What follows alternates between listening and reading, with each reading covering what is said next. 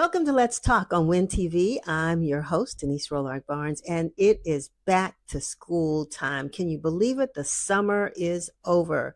And I know that you parents are out there trying to get those back to school supplies set up for your children. The kids are getting anxious to get back into the classroom. And we are here to talk to you about the things that you can do to prepare to make sure that your child has a successful school year. So we're going to be talking to school officials. We've got our new back to school issue of the Washington Informer that you can pick up on newsstands.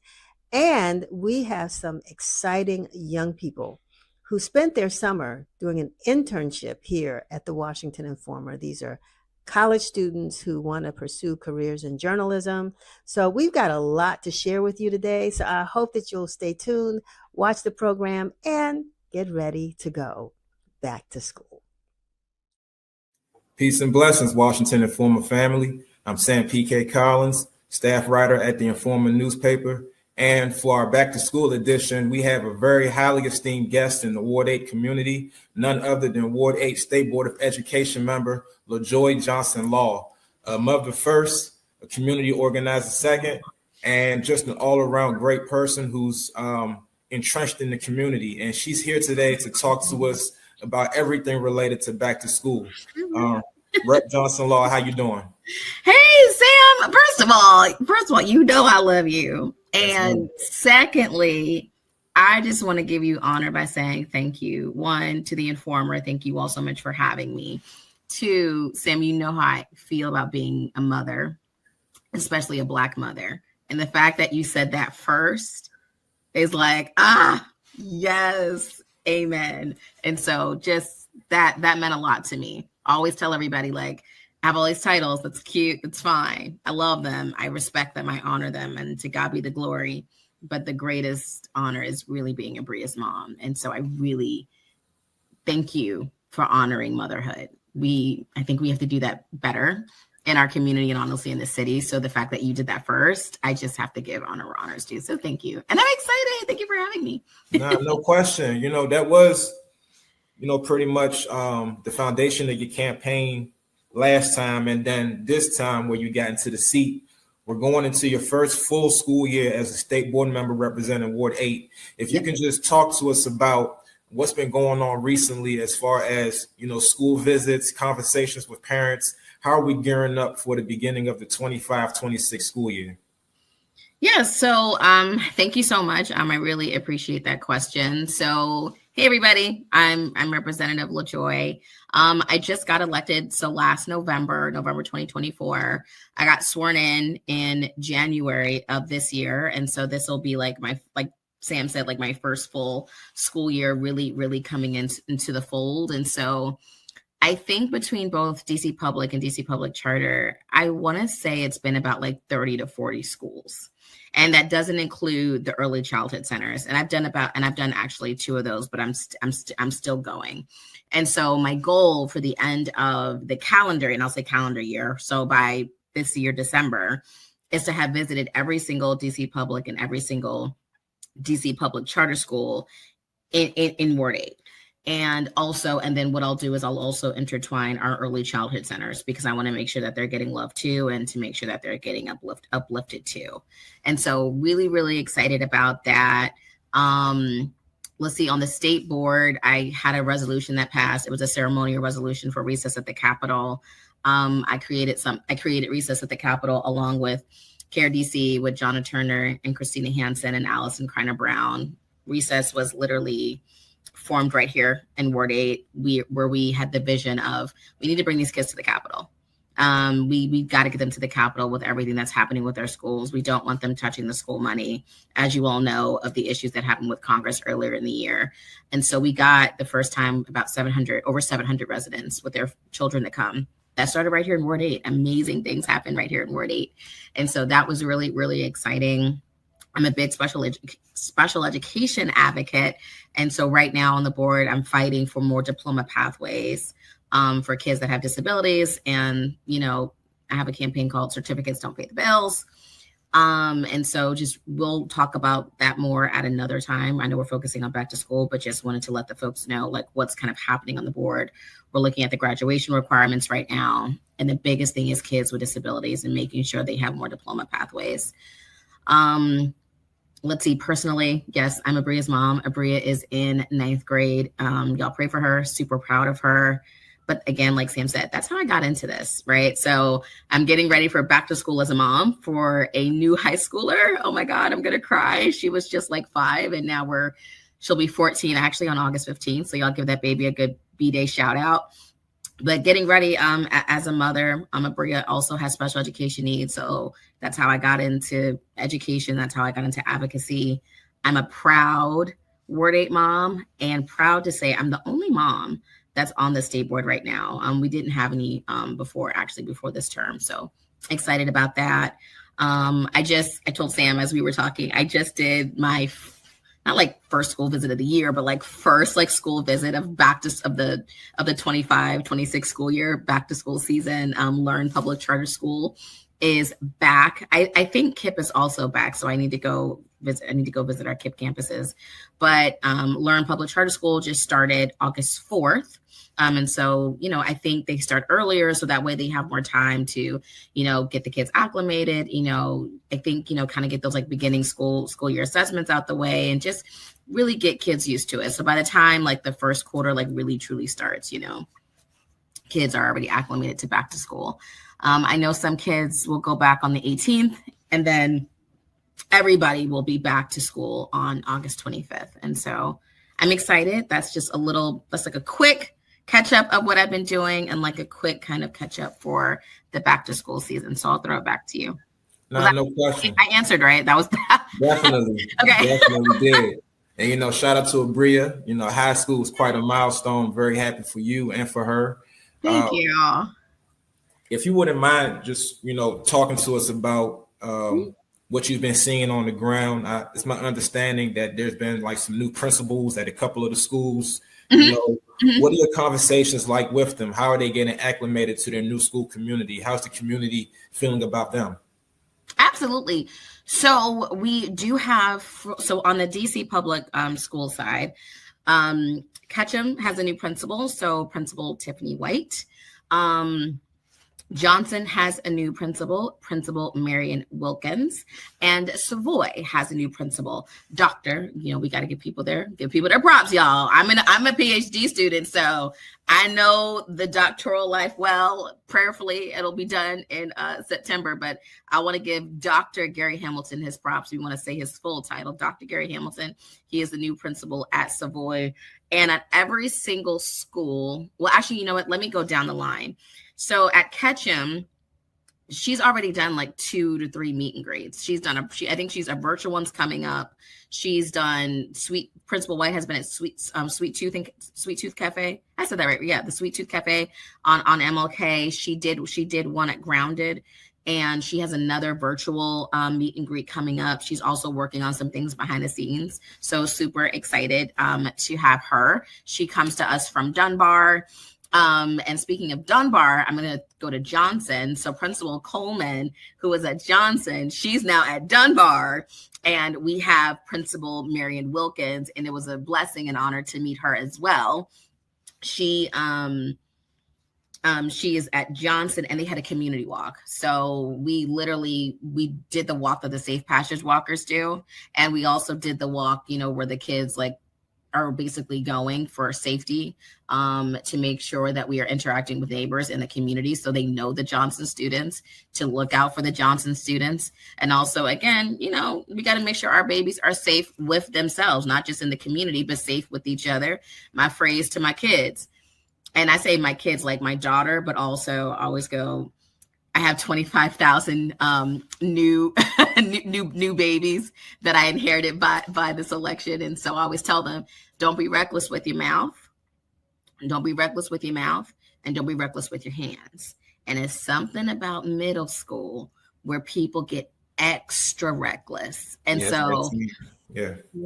the transition time. Okay. Yeah. And so just really making sure that, again, that they are safe with each other. So that was a blessing. And shout out to Sharona Bean Robinson, who I believe is coordinating the different community walks to get everybody acclimated and also to meet the new principals. And again, the principals are also doing their own meet and greets with the community.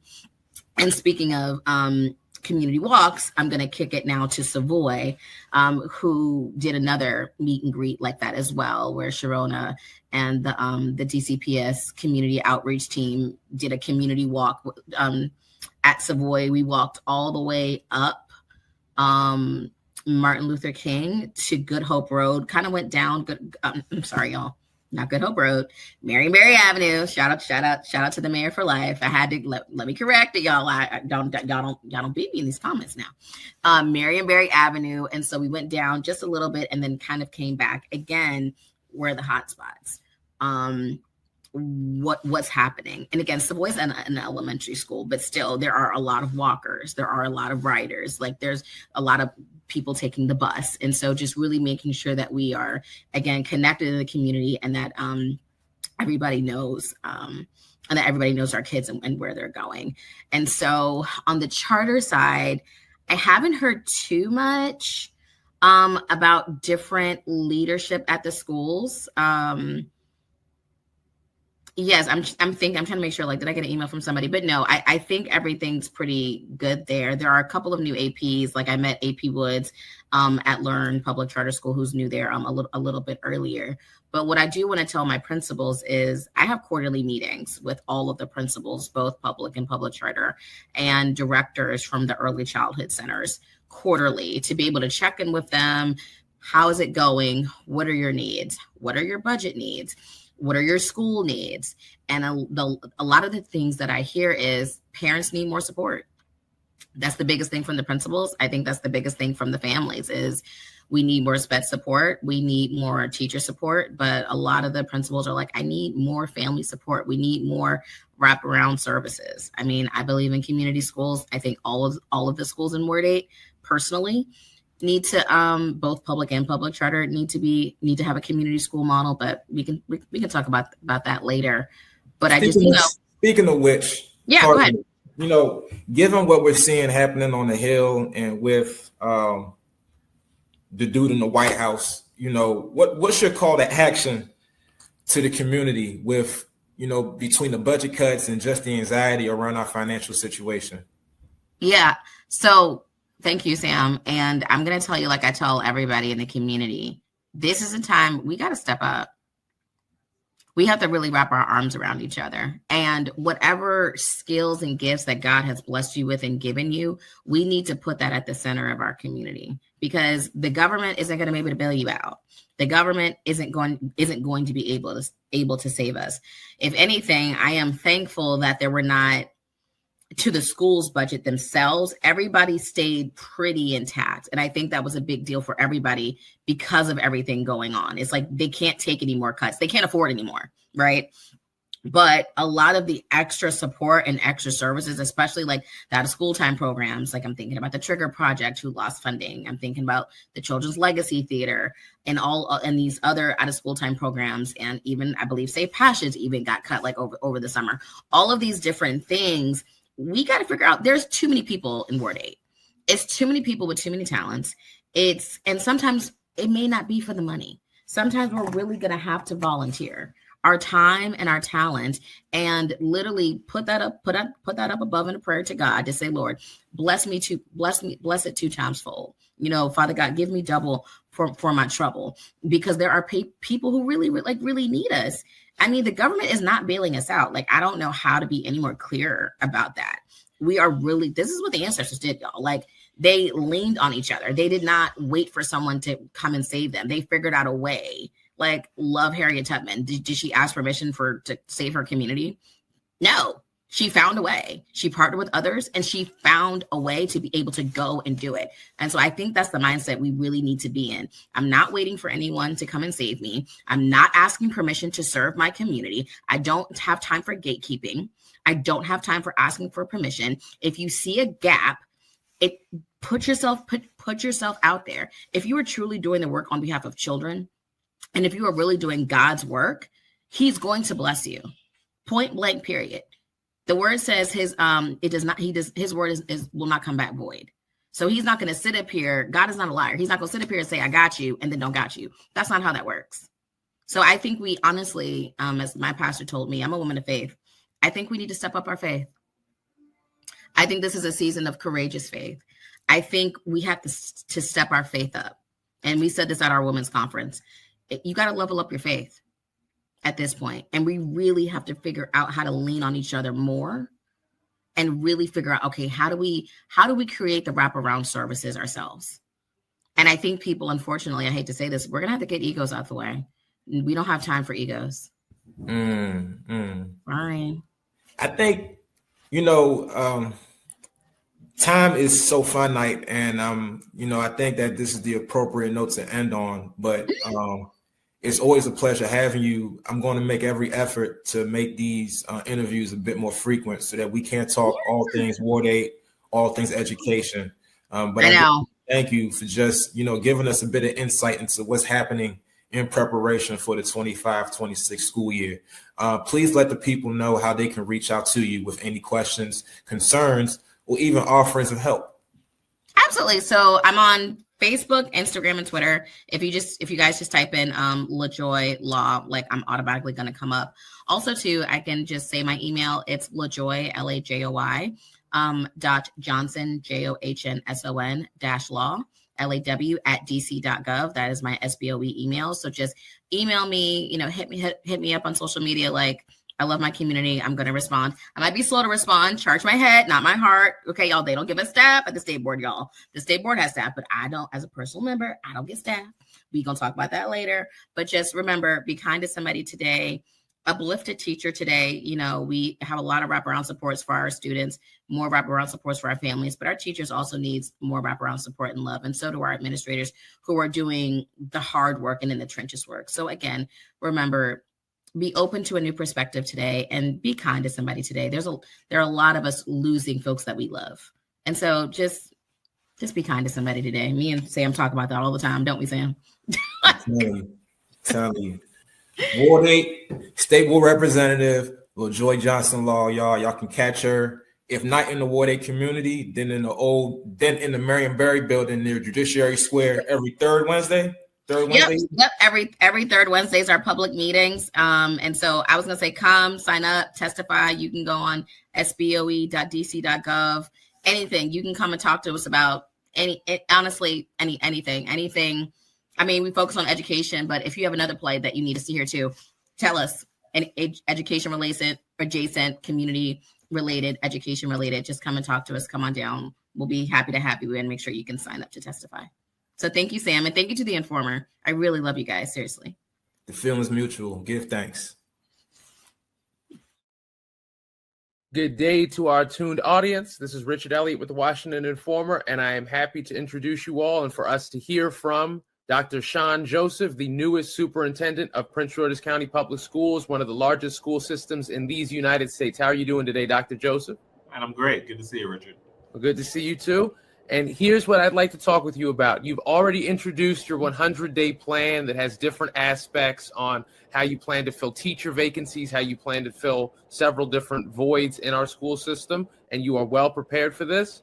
What are some of the goals that your 100-day plan seeks to address, and how quickly, not how quickly, but what else do you think can be done in order to improve educational outcomes in the county alongside your efforts? Man, right now, I mean, we've just got to be one band, one sound. And I think the 100-day plan gives us the infrastructure to do that, working with the board, working with the county, working with our parents, working with our teachers. I'm really focused on academic improvement. Do we know where kids are? What does it take to accelerate them? How do we address our teacher vacancies? What are we doing with this Maryland blueprint for the future, right? We're blessed to be in a state that has given us an additional $3 billion to get things right for all kids. So how are we accelerating those efforts? And then what are we doing with operations? Making sure buildings are clean, people are getting the materials and so forth that they need to really execute. So this is a back to basics plan to really get us focused so we can get out of the gate running.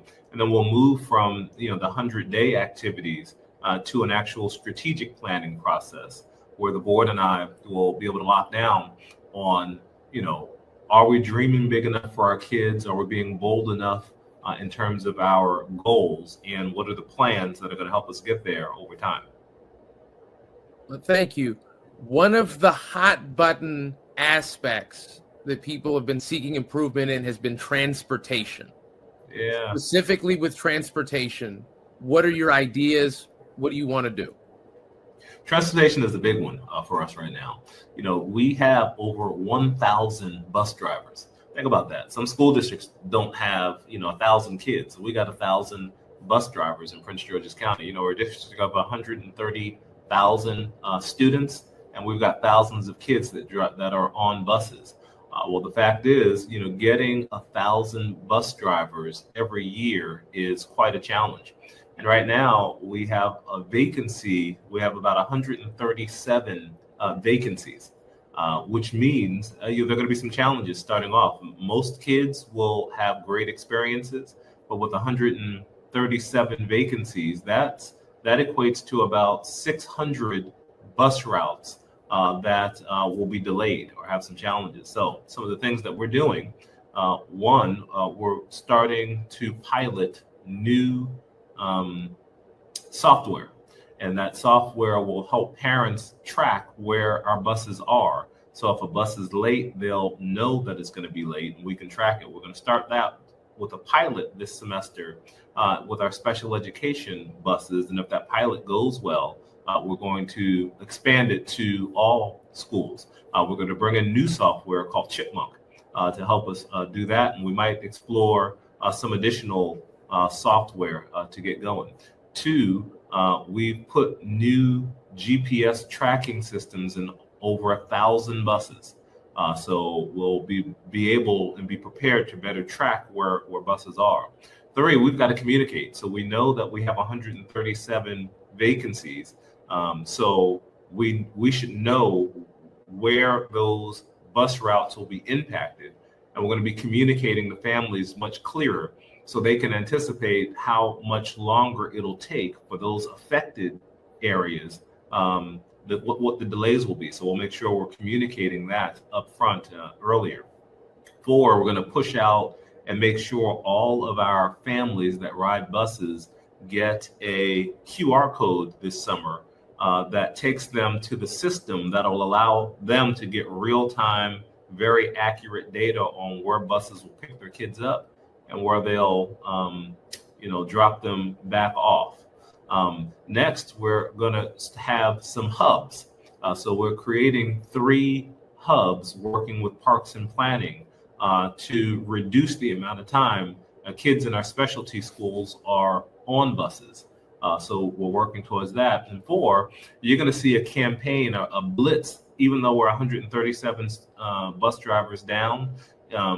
We're actively working to recruit. We've got some of the best benefits in the country in terms of what we offer for healthcare, medical care, dental care, prescriptions, and so forth. So if you are an entrepreneur, if you are somebody who has a flexible job that needs additional insurance, I think this is a great place. And so we're going to be communicating to people the benefits of being a bus driver in our system and actively recruiting. We've got a lot of employees within the district who it would be a huge pay raise for them to consider driving a bus. And we pay for you to get all of your certifications and everything going.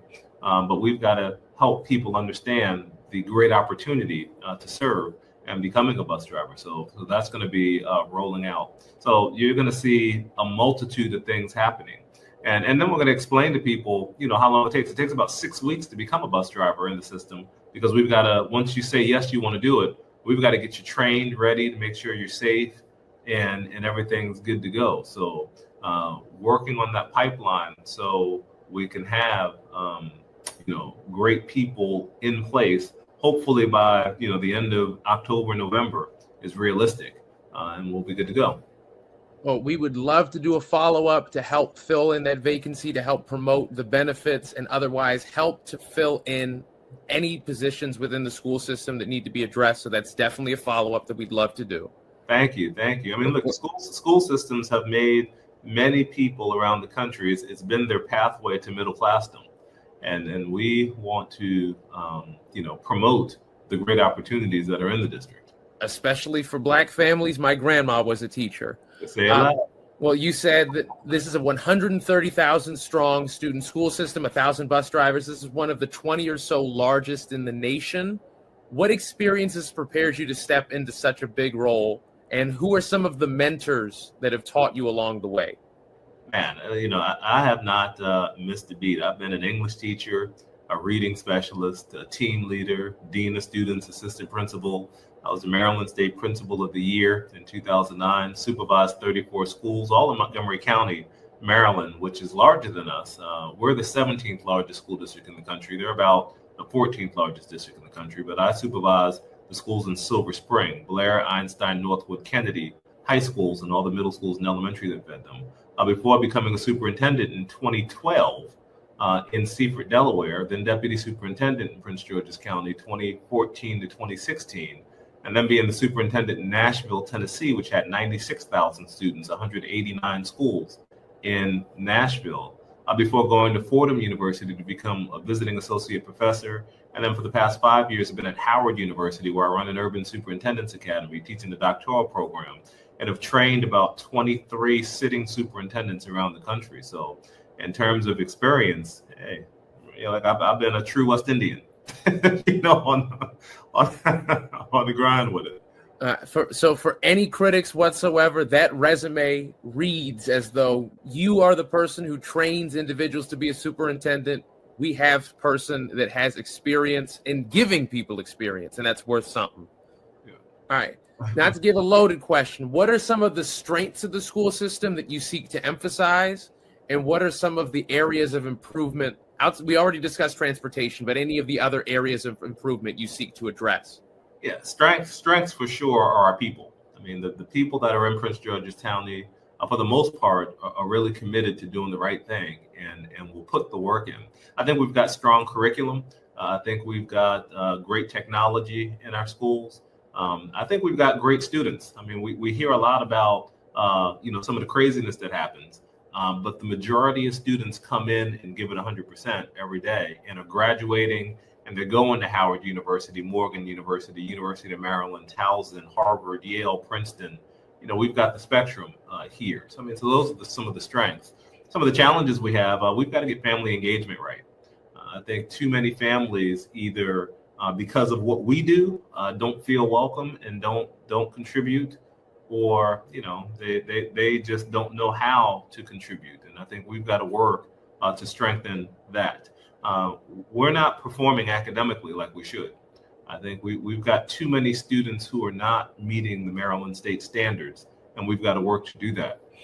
Special education has been a significant problem for us. We've had a problem with hiring staff and making sure that schools are staffed with great teachers for our special needs students and paraeducators and other people who support them. And I think we've got to own that, and we've got to fix that.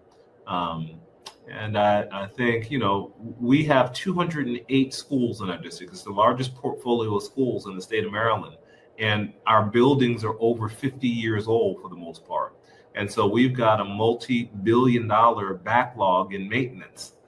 That's a challenge. So, some of our schools don't have air conditioning, for example. And when it gets hot, it's rough.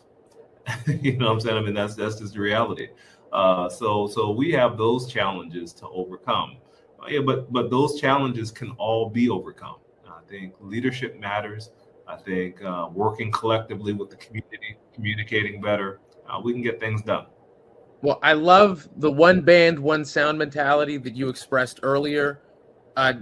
Publisher Denise Rolark Barnes did an interview with County Executive Aisha Braveboy, and she spoke highly not only of you, but also of her relationship with the County Council Chair and with the Chair of the Board of Education. And this is a fairly rare situation in Prince George's where all four of those people, the County Executive, the Council Chair, the Board Chair, and the Superintendent, are all strategically aligned. And I think it poises us for great results. Yeah, it's the only reason I came back, quite frankly. I'm old. I can't deal with crazy. You know what I'm saying? But we've got, having a visionary like Aisha Braveboy as county executive, and having Ed Burrows there who understands the school system and has been a huge advocate for getting things right for kids in the county. And then having Brandon Jackson as our board chair, who's also very focused on moving the needle forward. When those stars align, it allows me to be able to do my work. When Right. people are fighting and carrying on, and the job is already hard. You put some extra crazy on it. Like I can't be drinking every night, frustrated. You know what I'm saying? I got, so with everything being aligned, I'm gonna be sober and focused. Look, we appreciate the honesty. As superintendent that's able to focus on education is a thing that we desperately need, and that I'm greatly thankful for having. So right. for anybody that cares about getting involved in helping the school system, you said for improving family engagement, we can round this conversation off with any recommendations you have of ways that people can get involved in the school system and help improve outcomes. Yeah, first and foremost, look, tell all our prayer warriors out there to pray for us and keep us in mind and in heart daily, because prayer does help and change things. I'd say that first. Second, I would encourage families to come out to one of our listen and learn sessions. We had 9 virtual sessions, 1 in each district, and we're going to have 9 in-person sessions. We need you to come out and show you are supportive of the system and know how to get engaged. So we're going to be working with Dr. Sheila Jackson, who's been our family engagement director for a long time here. And she's going to be working to help us really strengthen our volunteerism, strengthen how parents can support their children academically, and help families get involved in the governance. I think that's going to be really critical for us. Also, we've got to work at the school level to make it easy for parents to engage and provide some support at the school level. So we'll be giving direct training and support to our principals, because at the end of the day, people don't care about Shawn Joseph. They care about who their principal and what's happening in their school and who their teachers are. So the message that I'm communicating at the top has to trickle down to the school level for schools to change their behaviors to get families actively involved. Because if we all do that, look, when kids know their parents are coming into schools, they're not going to act up, because they know that causes some problems when they get home. If we do this thing right. That's right. Mama said that anytime I misbehave, she told the teacher that they had the permission to hit me. They didn't because I behaved. I behaved. Thank you, Mama. Well, so you said one band, one sound. How's the Washington Informer contributing to your mission? We will be giving positive stories about students in Prince George's County, working with NASA, going to perform in athletic competitions, winning scholarships, performing and doing well as scholars. We need to root for our school system success. Thank you for everybody who has tuned in and listened to the wonderful and wise Dr. Shawn Joseph, who will be leading the Prince George's County school system in this upcoming year. Dr. Joseph, we wish you well, and thank you for speaking with us today. Thank you so much. Look forward to seeing you again, Richard. Thank you so much. Okay. Y'all have a good day. Take care. Can you believe it? The summer is almost over, and we have had a wonderful opportunity to work with some fantastic student journalism interns here at the Washington Informer. I'm Denise Rollard Barnes, publisher of the Informer, and boy, just to know what it's like as a young journalism wannabe, a reporter. I remember those days when I was a student at Howard University, and actually even though I'd worked with the Informer for years, I did my internship also here at the Informer, bringing the skills that I'd been learning at Howard University School of Communications. And as a matter of fact, that's where all of these interns came from this summer, the Kathy Hughes Howard University School of Communications. And so, you learn skills in the classroom, and then you take those skills and you have to actually use them, which is what the internship is all about, and why we had such a great summer with these students who you're going to hear from in just a minute. So sit back, relax, and listen to what the future of journalism and the future of the Black press looks like with these young folks who really wanted to work with us and have wonderful stories to tell. I'm Trevor Johnson, intern here at the Washington Informer. from Nashville, Tennessee, and I'm an economics graduate from Howard University. So what made me apply to the Washington Informer actually was, I would say the main influence was my professor, Sam P.K. Collins, who also is a senior writer here at the Washington Informer. But in his class, he really got into the history and the importance of the Black press, and that's what the Washington Informer does. It's continuing that legacy, making sure Black voices are represented equally, and I thought it would be a good chance to also diversify my skill set and work on something I'm passionate about. What has been the most rewarding part of my internship? I would say improving my talking skills, interviewing people, going out, and also this is my own first summer in DC, so I got a chance to learn about DC, the different wards, and just improve my talking skills, I would say, is the most rewarding part of my internship.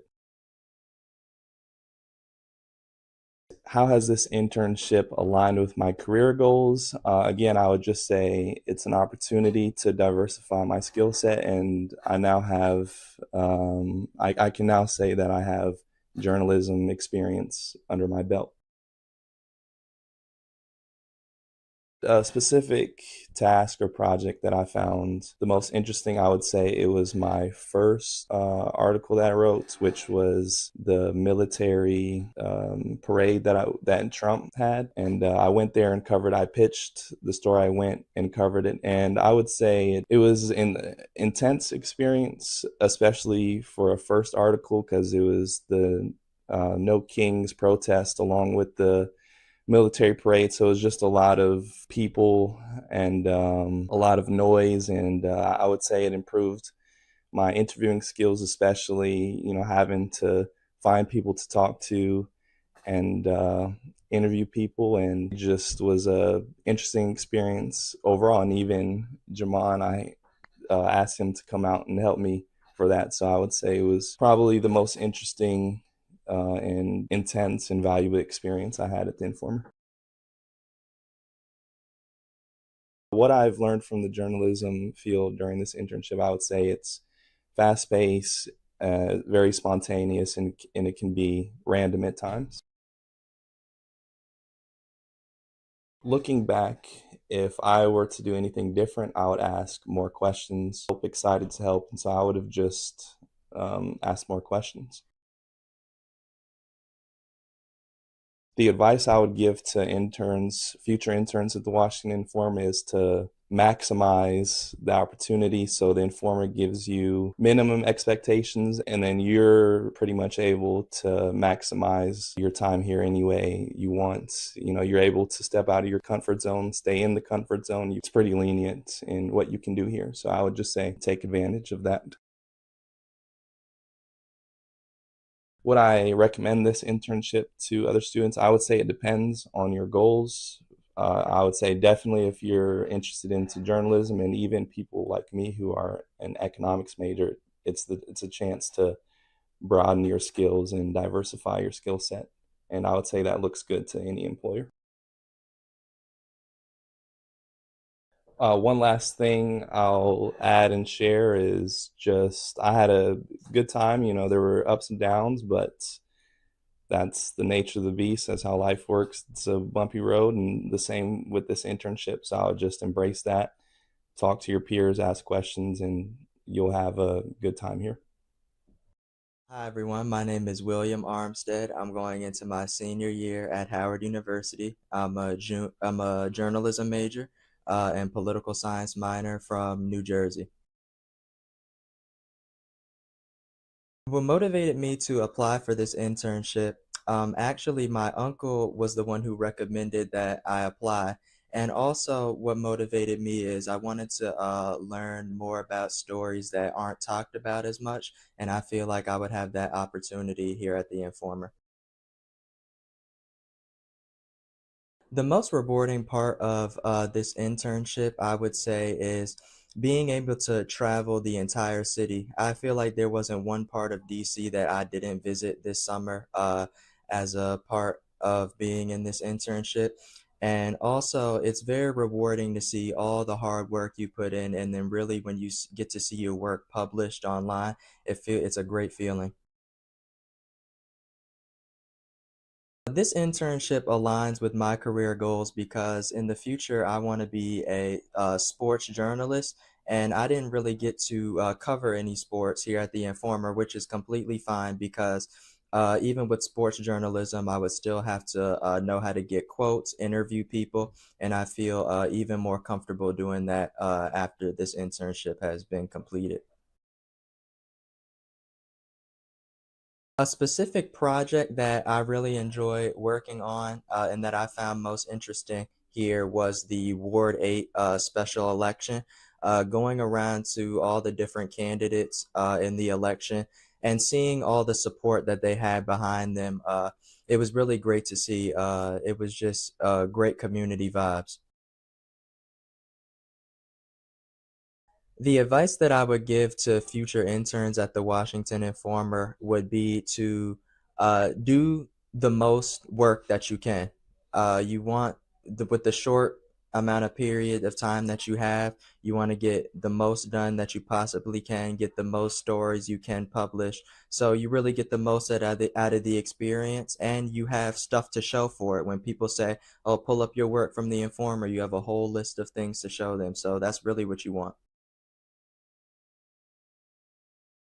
I would recommend this internship to other students if you really are looking to be in the field of journalism. With this internship, you get hands-on practice, going up to people, getting quotes, doing interviews. So yeah, that's why I would recommend this internship. What advice would I give to students seeking an internship?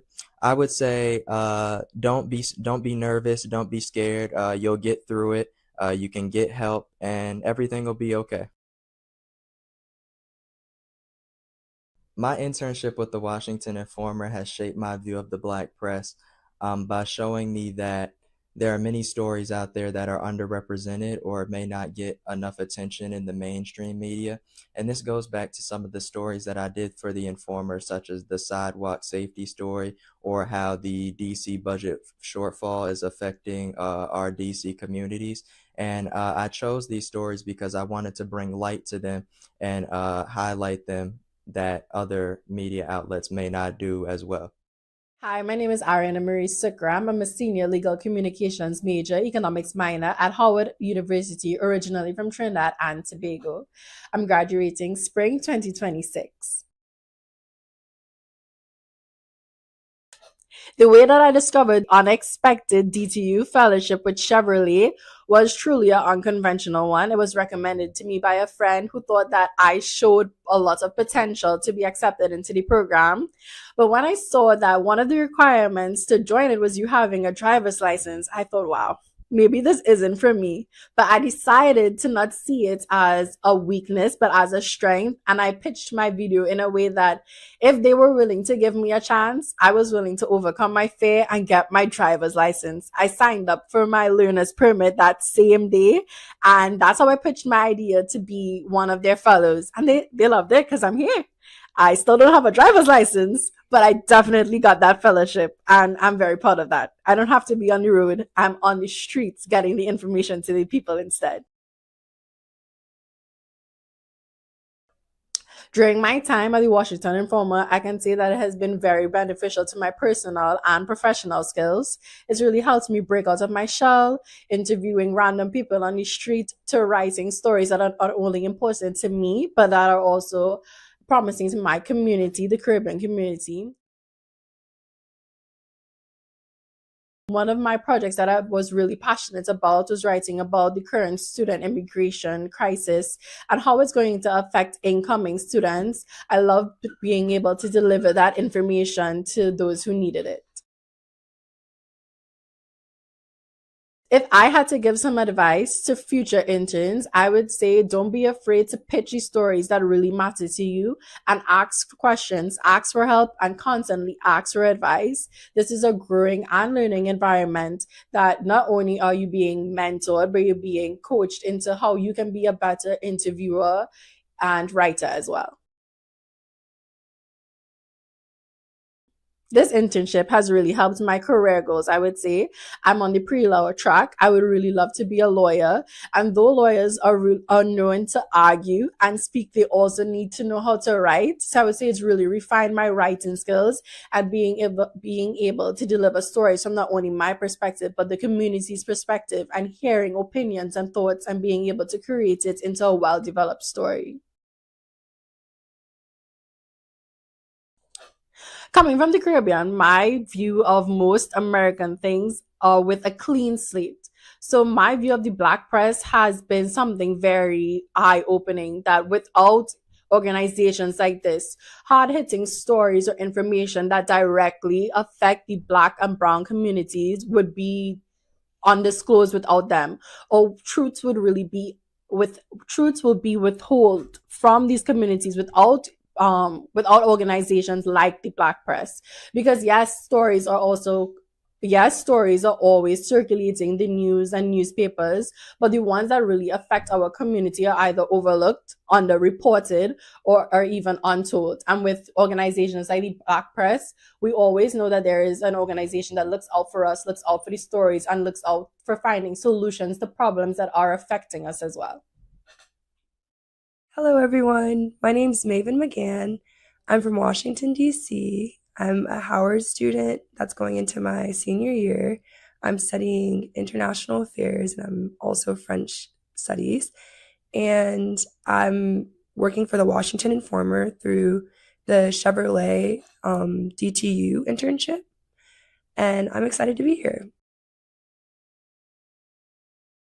The reason I applied for this internship is I was previously working at Moreland Spingarn Research Center, specifically with the Black Press Archive. And so for the past 2 years, I've been digitizing all the newspapers. I just thought it would be really interesting to be on the other side of that whole process and start creating stories and like seeing the voices of DC for myself. So the most rewarding part of this internship has definitely been learning the skills of what it means to be a journalist. I don't have a lot of formal training as a journalist, so it's definitely been a learning experience, and I'm really grateful for all the people that have helped me through this process. I actually want to give a shout out to Sam Collins, because I feel like he was my toughest editor, but he's also my biggest supporter, and he really sat there and like explained the outline of what every article should look like.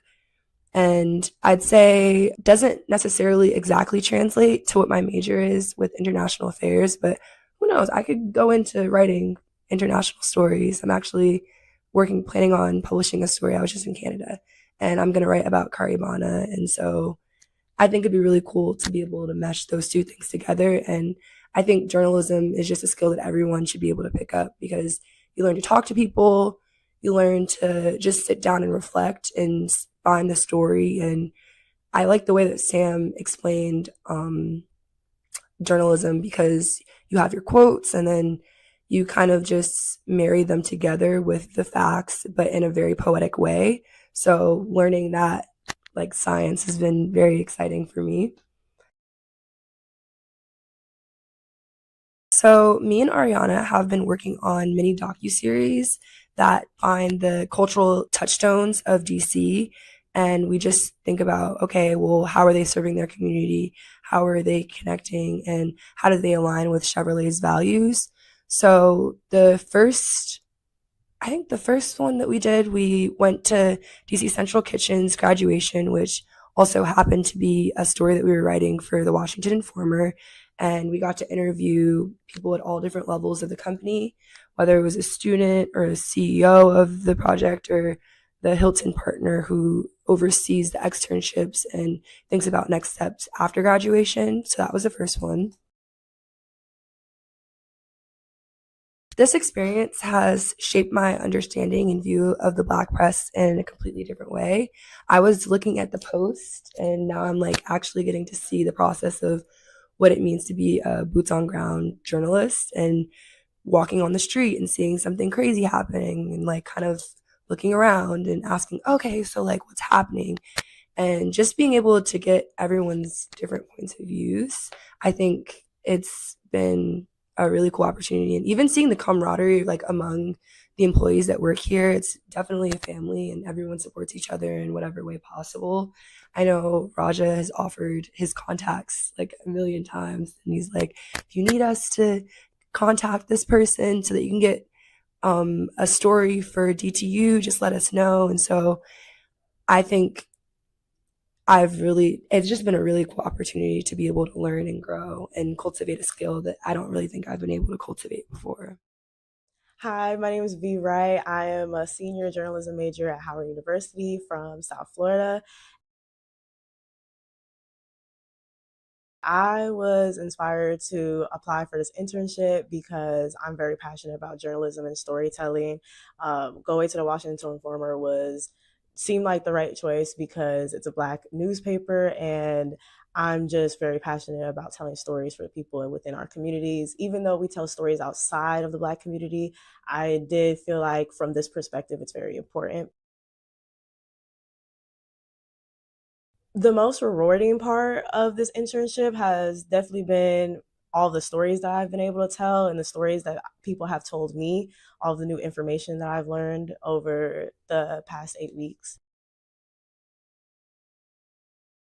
This internship directly aligns with my career goals because I definitely aspire to be a multimedia journalist. With my specific focus has been in print, so it really helped me hone in and really refine my writing.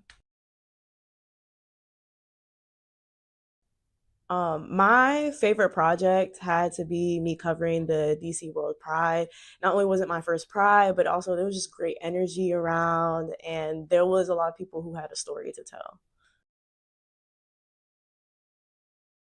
This experience really showed me that the Black press is so important because we need us Black people in the Black community. We need a source that is willing to and wants to tell our stories and give voice to us when a lot of other outlets aren't there to support us. Hello, I'm Raja Kelly. I'm the Chief Officer of Technology and Grants for the Washington Informer. I help to manage our digital assets and also assist with the process of recruiting and interviewing interns.